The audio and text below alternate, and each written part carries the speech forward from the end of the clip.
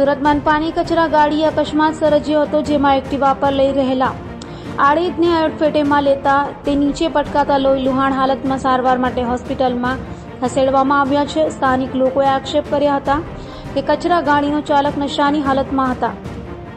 રોજ સવાર પડેની કોઈના કોઈ કારણસર સુરત શહેરમાં અકસ્માતોની વણઝાર થઈ જાય છે, ત્યારે કતારગામ અંકુલ સ્કૂલ પાસેથી એક્ટિવા મોપેડ પર પસાર થઈ રહેલા 50 વર્ષીય આડેદને કચરા ગાડીવાળાએ અડફેટેમાં લેતા નીચે પટકાતા તેના માથામાં અને શરીરના ભાગે ઈજા થતા લોહી લુહાણ હાલતમાં 108 એમ્બ્યુલન્સમાં હોસ્પિટલમાં ખસેડવામાં આવ્યા હતા।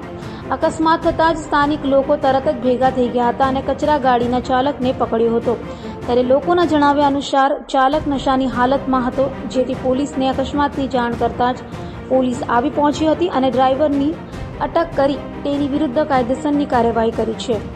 આમેય સુરત શહેરમાં કચરા ગાડી ચલાવનારાઓ બેફામ ગાડીઓ ચલાવે છે, જેના કારણે આવી રીતે છાસવારે અકસ્માતો સર્જે છે।